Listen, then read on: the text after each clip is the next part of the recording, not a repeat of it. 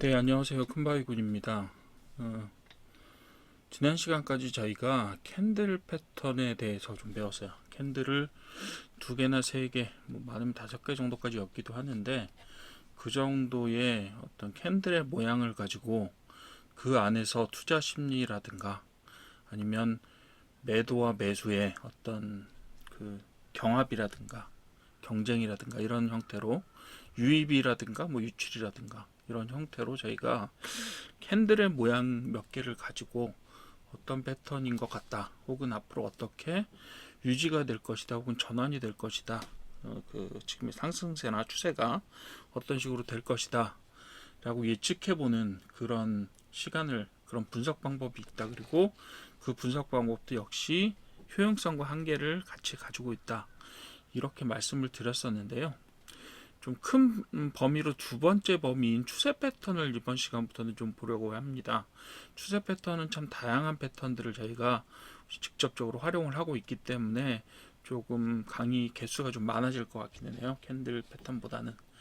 그렇긴 하지만 어쨌든 저희가 그 하나하나를 다 살펴보고 전체적인 어떤 개념적인 부분들을 한번 살펴보고 두 번째로 실제로 차트에서 그 모양이 어떻게 만들어지는지를 좀 볼 거예요.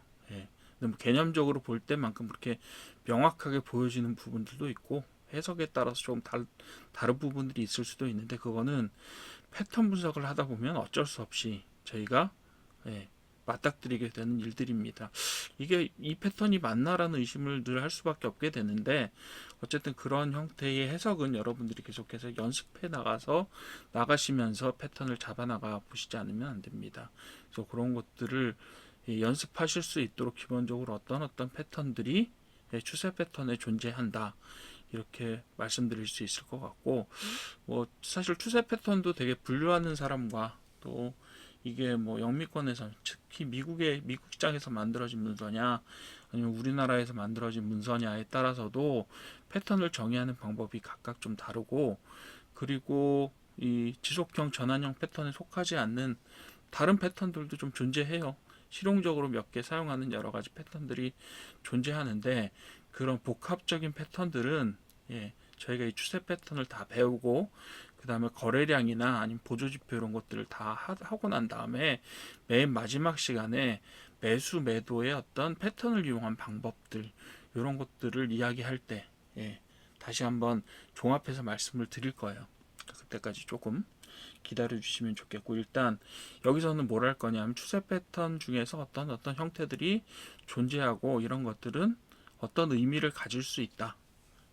혹은 다른 어떤 지표들과 결합되면 어떤 형태의 이야기들을 가지고 올 수 있다라고 말씀드리는 그런 부분들을 강의를 하도록 하겠습니다. 오늘 강의는 소개 부분이라서 조금 짧을 것 같고요. 그리고 다음 시간부터는 실제로 차트와 개념과 이런 것들을 보면서 하나하나씩 차트들을 정복해 나갈 계획이라서 그런 부분들에 대해서 조금 긴 강의가 될 것 같습니다. 그래서 오늘 강의는 아마 10분 안쪽에 끝날 것 같고요. 일단 개념적으로 크게 지속형 패턴과 전환형 패턴 중에서 첫 번째인 지속형 패턴에는 어떤 것들이 있고 지속형 패턴은 어떤 기본적인 개념과 특성을 가지고 있는지 이런 부분들을 한번 살펴보도록 하겠습니다. 첫 번째로 지속형 패턴입니다. 자, 추세 패턴 중에 지속형 패턴이라고 이야기할 때 지속형이라는 말이 무슨 말이겠어요? 기존에 해오던 걸 계속 한다는 얘기죠. 관성을 계속 지켜나간다. 뭐 이런 의미로 될 거예요. 여기 의미를 한번 뭐 문자적으로 한번 살펴보도록 합시다. 지속형 패턴의 의미는 두 가지 정도로 이야기할 수가 있는데 하나가 정의가 되겠고요. 하나는 형태. 뭐 이런 식으로 보시면 될 것 같아요. 첫 번째로 상승 또는 하락이 진행되다가 일정 부분 속도 조절을 하는 기간의 패턴이라고 보시면 되겠어요. 이 속도 조절은요. 가다가 세 가지 정도 나타날 수 있어요. 예를 들면 여기다 제가 잠깐 그림을 그려서 설명을 드리도록 할게요. 어떻게 그림을 그릴 수 있냐면 자 형광펜으로 제가 좋아하는 파란색으로 한번 그림을 그려보겠습니다. 뭐 이거는 여기서 보시고 잊어버리셔도 되지만 자 예를 들면 상승 패턴이 있다고 칩시다. 요 바탕을 중심으로 해서 제가 한번 그려볼게요. 상승 패턴이 있어요. 자, 여기서 어떤 식으로 조정할 수 있죠? 이렇게 조정할 수도 있고, 또 어떤 식으로 조정할 수도 있죠? 예, 약간 기울기가 달라지는 형태로 조정할 수도 있어요. 혹은 기울기가 0이 되는 형태로, 즉 횡보하는 형태로 조정이 일어날 수 있고요. 극단적으로 조정이 일어나는 경우 어떻게 해요? 눌림목 형태로 약간 추세가 변경되는 형태로 이렇게 될 수도 있습니다. 세 가지가 다 존재해요. 요걸 다 지속형 패턴이라고 부를 수 있어요. 예, 요 모양에 따라서 여기서 조정 기간에 어떤 모양을 띄느냐가 지속형 패턴들이 여러 가지 분류가 될 수가 있는 거예요. 그 다음엔 어떻게 되죠? 공이 예, 기울기 조절을 끝낸 다음에 다시 올라갑니다. 대세로. 얘도 어떻게 되죠? 대세로 올라가요. 얘도 어떻게 되죠? 내려갔다가 다시 올라가는 추세를 가지고 갑니다. 요거예요. 요게 지속형 패턴이에요. 어디를, 어느 구간을? 요 구간을. 그래서 요 구간의 특성상 어떻다? 전환 패턴에 비해서는 기간이 짧다라고 이야기할 수 있습니다. 뭐 대체적으로 뭐 3주에서 3개월 이 정도 이야기를 많이들 하시는데요. 여러분들이 해석하시는 데 따라서 이게 좀 더 짧을 수도 있고 좀 더 길게 보실 수도 있어요. 예, 그렇기 때문에 패턴 해석이라는 게 사실 쉽지는 않습니다. 제가 개념적으로 말씀을 드리고 이게 이런 패턴을 형성하고 다음에 이렇게 갑니다 라고 말씀을 드릴 수 있지만 예, 일반적으로 어떤 식으로 그 다음에 전개가 될지를 확언할 수는 없어요. 예, 이런 패턴이 나타났을 때 결과적으로 후행적으로 이것이 지속형 패턴을 보였구나 라고 이야기할 수는 있지만 그건 확실해요. 그렇게 패턴을 보였다라고 이야기할 수는 있지만 이게 앞으로 어떻게 될 것이냐 예측에 굉장히 기본적인 기준이 된다든가 이런 말씀을 드릴 수가 없어요. 마찬가지예요. 떨어지는 추세가 있다고 칩시다. 떨어지는 추세가 이렇게 있었어요. 중간에 지속형 패턴 후 유지형 패턴이라고 부릅니다. 유지형 패턴이라고 부를 때 이 패턴이 어떤 식으로 나타난다고요? 이 떨어지는 패턴은요. 떨어지는 추세는요. 전체적인 추세예요. 여기서 어떻게 될 수 있다고요? 조정을 할 때 기울기를 약간 낮춰가면서 완만하게 떨어지는 형태로 조정이 일어날 수도 있어요. 그죠? 그리고 평행하게 횡보하면서 조정이 일어날 수도 있죠. 다른 경우는 어떤 경우도 있냐면요. 조정 자체가 역으로 약간 미약하게 상승하는 것처럼 보이는 형태로 조정이 일어날 때도 있다. 그 다음에 어떻게 돼요? 다 원래 추세로 돌아간다. 이렇게 됩니다. 이 부분들을 보고 뭐라고 불러요 저희가? 예, 지속형 패턴 혹은 유지형 패턴이라고 부르는 겁니다. 되셨죠? 네, 지속형 패턴의 특징을 한번 볼게요.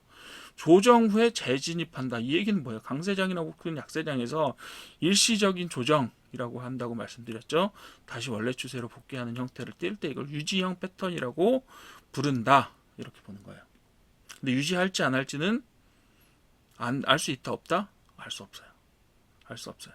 대체적으로 이런 모양을 띠면 이렇게 가는 가능성이 조금 높아진다라고 이야기할 수 있겠지만 자 지금 여기서 떨어져서 요 조정 시점에 시작에 들어왔어요.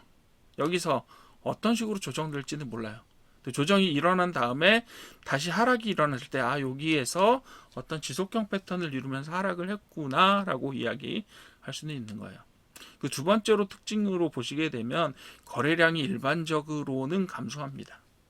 네, 일반적으로 감소해요. 여기 상승세의 거래량 올라갈 때는 상당 거래량이 늘어나잖아요. 그러다 조정기에서는 일반적으로 어떤 형태가 되는 거래량이 줄어드는 것이 일반적입니다. 그 다음에 다시 어떻게 해요? 회복해서 다시 조정 후 다시 올라갈 때는 다시 여기서 거래량이 증가하죠. 일반적으로 그렇잖아요. 하락 같은 경우는 거래량이 상승처럼 그렇게 일정하게 나타나지는 않는 경우가 많습니다. 자, 그 다음에 추세 연장의 신호다 이렇게 이야기할 수 있는데 지속형 패턴이 나타날 때 기존 추세 유지로 판단할 수 있지만 사실상 그 패턴이 나타나는 시기에 이것이 유지냐 아니면 변경의 신호냐라고 알아보기는 쉽지는 않습니다. 여러 가지로 여러분들이 경험을 많이 해보셔야 된다 이렇게 말씀을 드릴 수가 있어요. 자, 그러면 지속형 패턴의 종류는 어떤 것들이 있을까요? 저희가 이번에 살펴볼 지속형 패턴의 구분은요, 한 4가지 정도로 구분을 해볼 거예요. 첫 번째로 삼각형 패턴이에요. 삼각형 패턴은 어떻게 된다고요? 보통 이런 모양으로 만들어집니다. 삼각형 패턴. 뭐 태칭 삼각형이긴 하지만 이런 형태로 만들어지고요. 페넌트형은요, 여기에다가 이런 식으로 깃대가 꽂혀 있는 이런 형태로 많이 만들어져요. 쐐기형도 사실 페넌트형과 거의 삼각형과 구분하기는 어렵지만 각 기울기가 조금 다르다. 이렇게 이렇게 기울기가 된다든지 이런 형태로 만들어지는 걸 보고 쐐기형 패턴이라고 불러요. 여러분들 쐐기가 뭔지 아세요? 쐐기 뭔지 아세요? 나무로 건축 같은 거 할 때요, 뾰족하게 나무로 만들어 가지고 이렇게 꽂아주는 게 있어요. 이렇게 꽂아서 뭐 강도를 강화한다든가 아니면 나무를 서로 이렇게 붙여줄 때 거기 저기를 꽂잖아요. 나무 촉 같은 걸 딱 꽂아서 나무를 이렇게 90도로 연결시키거나 할 때 거기에다 살짝 꽂아가지고 어떻게 해줘요? 고정시켜주는 그런 역할을 하는 게 쐐기예요. 쐐기를 박는다 이런 말씀 들어보셨죠? 그게 바로 그거예요. 최종적으로 이 나무와 이 나무를 붙이기로 하고 거기에다 쐐기를 박아서 여러분들 혹시 뭐 그 싱크대 같은데 그 뭐죠? 그 문고리 경첩 같은 게 헐거워지면 거기에다가 이렇게 경첩 수리할 때 나무 젓가락 같은 걸 이렇게 잘 작게 잘라서 꽂아줘요. 고정시키기 위해서. 그런 것들을 쐐기라고 불러요. 이 모양이에요. 뾰족하게 생긴 모양. 이게 쐐기입니다. 그죠? 그 다음에 직사각형 패턴 같은 것들이 있어요. 직사각형에 깃발이 달리는 깃발형 패턴 이런 것들도 있습니다. 페넌트형, 요 깃발형은요 직사각형 패턴에 보통 이런 깃대를 달아놓은 걸 깃발형이라고 부르고요. 페넌트형은 삼각형 패턴에 이렇게 깃대와 같은 급격한 움직임이 있을 때 그걸 보고 페넌트형이라고 불러요. 그러니까 사실상 네 개를 제가 다 알려드리겠지만 네 개를 정확하게 구분하기도 쉽지 않아요. 더구나 이 패턴을 기준으로 하여 예측을 도입한다. 이거는 조금 더 쉽지 않습니다. 이런 것들은 참고적으로 봐주시고 요런 패턴들이 나타날 수 있구나 정도로 해석을 해주시면 될 것 같습니다. 다음 시간부터는 삼각형 패턴을 직접적으로 한번 보면서 저희가 어떤 형태로 이 삼각형 패턴을 나타나고 그 다음에 해석할 수 있는지 알아보도록 하겠습니다. 오늘 강의는 여기까지 마칠게요.